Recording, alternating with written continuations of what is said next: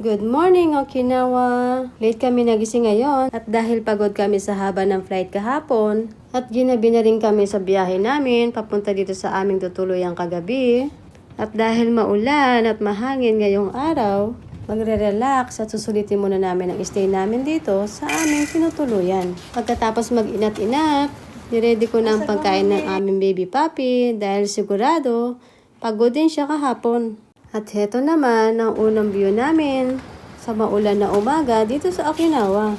At syempre, hindi naman pwede si baby puppy lang ang may almusal. Hinatira na rin kami ng staff ng Glam Park na aming tinutuluyan ng aming almusal. Dito nga pala sa Glam Park na tinutuluyan namin, hindi kasama sa service nila ang pagkain.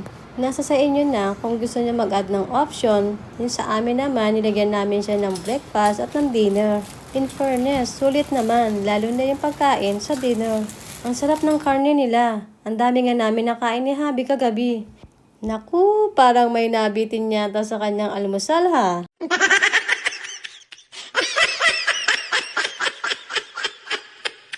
Ayan, sige, amoy pa ng amoy dahil puro amoy na lang makukuha mo dyan. Dahil lahat ng laman ng plato na yan, nasa tiyan na namin. Ayan, nilayasan na ako dahil wala siya makukuha sa akin. Grabe, ang lakas ng hangin sa labas. At dahil hindi kami magagala today, magka-cottage tour muna ako at syempre kasama ang aking makulit na baby puppy.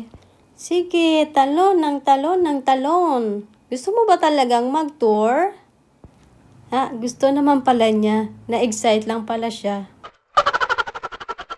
At heto, pagpasok mo sa entrance, lakad ka lang ng konti, meron ng hugasan ng plato o hugasan ng kamay dyan. Katabi naman yan ang mini ref na walang laman.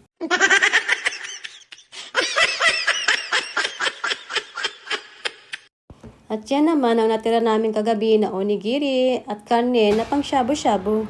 At dahil hindi kami magagala today, yan na ang aming kakainin para sa aming lunch. Oo nga pala, yung mga inumin nga pala na nasa loob ng ref na yan ay puro libre.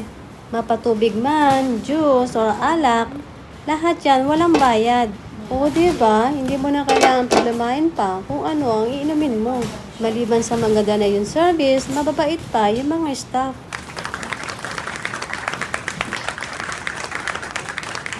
O siya, ituloy na natin ang ating pagtutour. Ito nga pala, meron din silang hot plate, yakiniku plate, at meron din silang pang shabu-shabu. At syempre, nandyan din ang aming makulit na puppy. Dito nga pala sa Glam Park na tinutuluyan namin, pwede kayo magsama ng mga alaga nyo. Hindi nyo na kailangan magdala ng kainan, ng inuman, at kung ano-ano pa dahil kasama na ito sa service nila. Pero syempre, hindi nakasama dyan yung pagkain. Kung ano lang po yung nakikita nyo dyan, yun lang po ang kasama sa service nila. Okay, dito naman tayo sa CR. Oo nga pala, magkasama nga pala ang CR nila at ang paliguan. Dito naman, hindi nyo na kailangan magdala ng mga shampoo or conditioner dahil may pin-provide na sila na pwede nyong gamitin para bawas na din sa mga dadalihin nyo.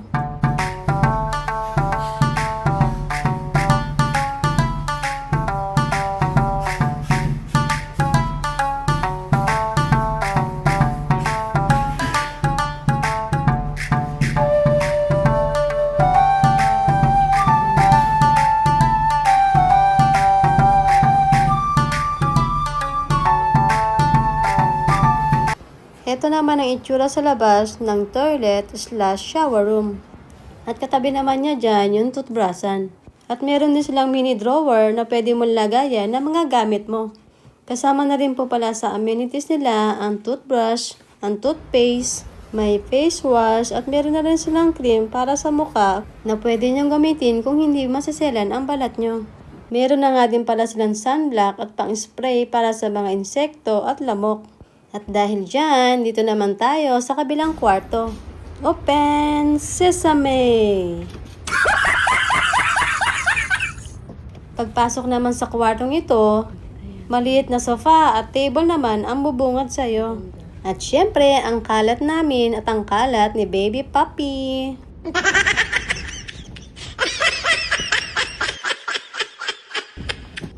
At meron naman silang 4 na single bed.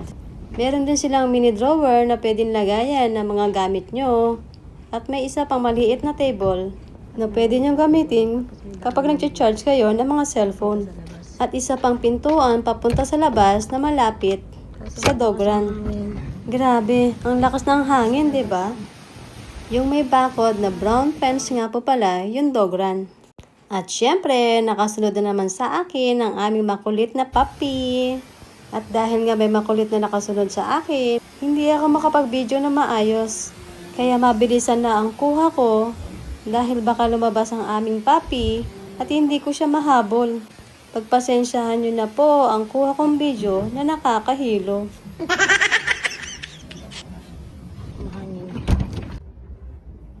At heto na po ang salarin sa magulo kong video.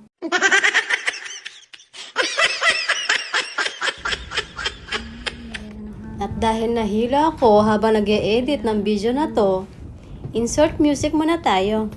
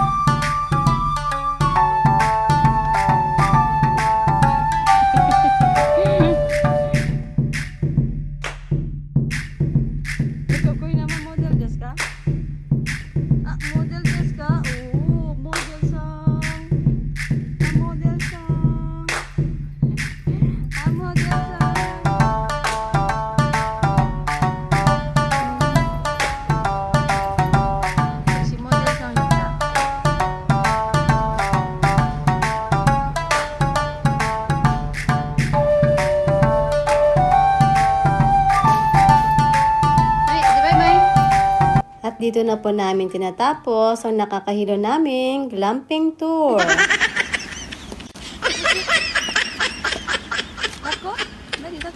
Dahil na-board kami sa loob ng tent, ayang kahit malakas yung hangin, pumunta kami dito sa tabing dagat at na sobrang lapit lang sa tinutuloyan namin tent.